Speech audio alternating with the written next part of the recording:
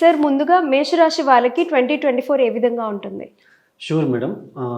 ఇప్పుడు ఇంకా మే 1 వరకు కూడా ఆయన గురువు గారు మేషంలోనే ఉంటున్నారు.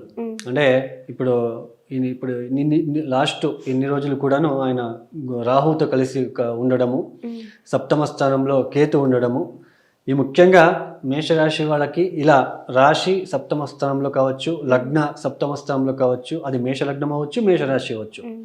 సో లగ్నంలో గురువు కలవడము, రాహు ఇంపాక్ట్, సప్తమ స్థానంలో కేతువు కలవడము, ఇక్కడ బిజినెస్ రిలేటెడ్ థింగ్స్లో కొద్దిగా ఇబ్బంది, మ్యారేజ్ లైఫ్లో ఇబ్బంది ఫేస్ చేసి ఉంటారు ఖచ్చితంగా. అంటే మ్యారేజ్ సంబంధం వెతకాలనుకున్నా డిలే అవ్వడము, అది ముందుకు వెళ్ళడము, సంబంధం వచ్చినట్టే వచ్చి వెళ్ళడము, ఇటువంటివన్నీ జరిగి ఉంటుంది. అయితే మేషరాశి వాళ్ళకి ఇప్పుడు ఈ సంవత్సరం 2023లో దశమాధిపతి అయిన శని లాభస్థానంలో సంచారం చేస్తున్నారు. అంటే జాబ్ రిలేటెడ్ అయితే వీళ్ళకి చాలా ఫేవరబుల్గా ఉంటుంది. But mental disturbances, why? Because Shani ఒక దృష్టి రాశి మీద ఉంటుంది. రాశిలోనే ఇన్ని రోజులు, ఇప్పుడు గత అక్టోబర్లో రాహు మారిపోయారు, అది వేరే సెకండరీ. బట్ అది ఏం జరిగిందని ఇప్పుడు చెప్తున్నాను అంతే. జస్ట్ అంటే రాహు ఉండడము, గురువు గారు ఉండడము బాగా డిస్టర్బెన్స్గా ఫీల్ అయ్యి ఉంటారు. ఆ జాబ్ రిలేటెడ్ కావచ్చు, తర్వాత కొన్ని హెల్త్ విషయంలో కావచ్చు, చాలా డిస్టర్బెన్స్ ఫీల్ అయ్యి ఉంటారు వీళ్ళు. బట్ ఇప్పుడు ఏమవుతుంది, ఇప్పుడు మేషరాశి వాళ్ళకి వ్యయస్థానంలోకి వెళ్ళిపోయాడు రాహు గారు. రాహు వ్యయస్థానంలో సంచారము, జన్మరాశిలోనే గురువు గారు ఇప్పుడు డిసెంబర్ 31వ తేదీ వరకు కూడా ఆయన వక్రించి సంచారము, జనవరి 1వ తేదీ నుంచి మే 1వ తేదీ వరకు కూడా నేల మార్గంలో అంటే స్టడీ మోషన్లో ఆయన మేషంలోనే సంచారం చేస్తూ వృషభానికి వెళ్తున్నారు. అంటే మేషరాశి వాళ్ళకి శని బలం పూర్తిగా ఉంది. బట్ మే 1వ తేదీ వరకు కూడా వీళ్ళకి గురుబలం అనేది ఉండదు. సో గురుబలం అనేది లేనప్పుడు ఆల్మోస్ట్ వివాహ కార్యక్రమం ఏముంటుందో పెళ్లి విషయంలో అభివృద్ధి లేకపోవచ్చు. బట్ వీళ్ళ జన్మజాతకంలో దశాభక్తి బాగా ఉంటే వివాహం అయిపోయి ఉంటుంది యాక్చువల్లీ. సో అది ఇంపార్టెంట్. నేను అందుకే అప్పుడు చెప్పేశాను మెయిన్ అది ఇంపార్టెంట్ అని. సో ఇక్కడ ఏమవుతుంది అంటే మే 1వ తేదీ నుంచి ఏదైతే గురువు గారు వెళ్తున్నారో ద్వితీయ స్థానానికి, ఇక్కడ గురుబలము, ఇక్కడ శని బలము, ఇక్కడ కేతువు కూడా 6వ స్థానంలో సంచారము. అంటే ఈ మేషరాశి వాళ్ళకి ఈ పీరియడ్ 2024 మొత్తం, అంటే మే మాసం నుంచి వచ్చే మళ్ళా ఏప్రిల్ వరకు కూడా 2025 వరకు కూడా ఇక్కడ శని బలం పూర్తిగా ఉంటుంది, గురుబలం పూర్తిగా ఉంటుంది, కేతు బలం ఉంటుంది. రాహు మాత్రం ఎక్స్పెండిచర్. అంటే ఇక్కడ ఏమవుతుంది, ఇక్కడ గురువు మే 1వ తేదీ నుంచి వెళ్ళి ఆయన గురుబలం వస్తూ ఉంటుంది, గురుబలం వచ్చి ఉంటుంది. ద్వితీయ స్థానంలోకి వచ్చినప్పుడు బాగా వెల్త్ అనేది ఇండికేట్ అవుతుంది.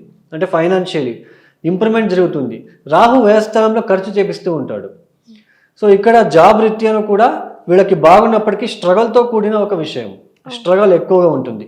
బట్ జాబ్ రీత్యంగా తర్వాత ఫైనాన్షియల్ ఒక విషయంలో కావచ్చు, ఈ భార్యాభర్తల విషయంలో అన్యోన్యత, సఖ్యత పెరిగి ఒక సంతోషకరమైన జీవితం పొందడానికి ఈ సంవత్సరం మేషరాశి వాళ్ళకి అనుకూలిస్తుంది అని చెప్పుకోవచ్చు.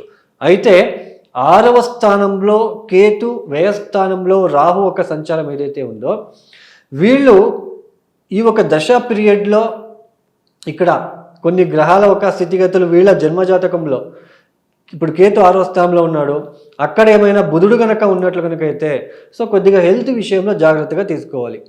సో మస్కిటోస్ ద్వారా, కీటాలు అంటే స్నేక్స్ అని అంటాం, రాహుకేతులు అంటే స్నేక్స్ అంటాము, తర్వాత మస్కిటోస్. సో ఇలాంటి విషయంలో చాలా జాగ్రత్తగా ఉండే ప్రయత్నం చేసుకోవాలి. తర్వాత వ్యయస్థానంలో ఉంటున్న రాహు వలన ఇక్కడ కొన్నిసార్లు వీళ్ళు ఇప్పుడు ద్వితీయ స్థానంలో గురువు గారు ఉంటున్నారు కాబట్టి కొద్దిగా పాజిటివ్గా మాట్లాడి కొద్దిగా అంటే షూరిటీ సంతకాలు వేయడము ఇట్లాంటివి చేసుకోకండి అని చెప్తున్నాను. ఎందుకంటే గురుబలం ఉంటున్నాడు, గురువు ద్వితీయ స్థానంలో ఉంటున్నాడు కాబట్టి వ్యయాధిపతినే ద్వితీయ స్థానంలో, నవమాధిపతి కూడా అవుతాడు, యోగకారకుడు ద్వితీయ స్థానంలో వస్తున్నాడు కాబట్టి షూరిటీ సంతకాల విషయంలో జాగ్రత్తగా ఉండాలి. లీగల్గా ఉండే పని మాత్రం చేసుకోండి. వ్యయస్థానంలో రాహు ఉంటున్నాడు. సో రాహు వ్యయస్థానంలో ఉన్నప్పుడు ఇల్లీగల్గా ఏదైనా కావచ్చు, అది చిన్న కంపెనీ కావచ్చు, చిన్నది ఏదైనా కావచ్చు, మీరు జిఎస్టీ ద్వారా కావచ్చు, ఇంకోటి లీగల్గా వెళ్ళండి ఏదైనా సరే. తర్వాత ఎక్స్పెండిచర్ ఎక్కువ అవ్వకుండా చూసుకోండి. తర్వాత ఇక్కడ చెడు వ్యసనాల వల్ల వాటికి మీరు దూరంగా ఉండే ప్రయత్నం చేసుకుంటే మంచిది. వీళ్ళకి ఒకవేళ గురుబలం ఉంటుంది, అలాంటివి వెళ్ళారు ఇంక మీద వీళ్ళు ఏమైనా ఇన్ని రోజులు చేసి ఉంటే మే 1వ తేదీ నుంచి అలానే తగ్గుముఖం ఉంటుంది. గురుబలం ఈజ్ ఇంపార్టెంట్.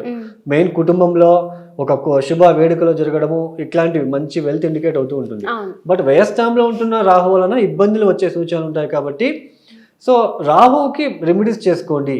సో నల్ల ఉద్దులతో చేసిన వడలని ఆంజనేయ స్వామికి పెట్టచ్చు, లేదా నల్ల ఉద్దులని నానబెట్టేసి నల్ల మినుములు అని అంటాం. యాక్చువల్లీ మన తెలంగాణ ఒక భాషలో కావచ్చు, లాంగ్వేజ్లో మినుములు అని అంటాం. యాక్చువల్లీ ఈ ఒక నల్ల మినుములని నానబెట్టేసి శుక్రవారం రాత్రిపూట, శనివారం ఉదయాన్నే ఇష్ట దేవత ఆరాధన చేసుకుంటూ ఈ యొక్క నల్ల మినుమును మీరు నానబెట్టి ఉంటారు కదా, నీళ్ళని తీసేసి బెల్లం కలిపి సో వాటికి కూడా పూజ చేసి రాహుగ్రహ దోష నివారణ అవ్వాలి. ఏదైతే మన జన్మజ ఈ యొక్క గోచరంలో ఉంటున్న వ్యయభావస్థిత రాహుగ్రహ దోష నివారణ అవ్వాలని మొక్కుకుంటూ 8 సార్లు యాంటీ క్లాక్ వైజ్, ఎందుకంటే రాహు రివర్స్లో టర్న్ అవుతుంటాడు కాబట్టి, రన్నింగ్ అవుతుంటాడు కాబట్టి సో వీళ్ళు అప్రదక్షిణ చేసి 8 ప్రదక్షిణలు రాహుగ్రహ శాంతించాలని మొక్కుకొని ఆవుకి తినిపించే ప్రయత్నం చేయండి. ఒకవేళ రాహు వలన మీకు ఇబ్బంది వస్తూ ఉంటే, సరిగ్గా నిద్ర లేకపోవడము, టెన్షన్స్ ఇవన్నీ ఉన్నట్లు కనుక అయితే ఇది పరిహారం చేసుకుంటే మంచిది.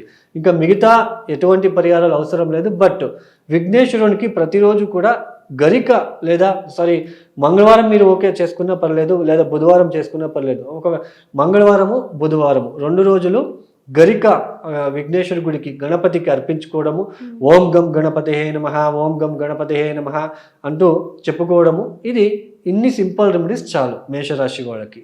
ఇంకా గురుబలం ఉంటుంది, శని బలం ఉంటుంది కాబట్టి పెద్దగా ఆలోచించాల్సిన అవసరం లేదు. శుభమస్తు.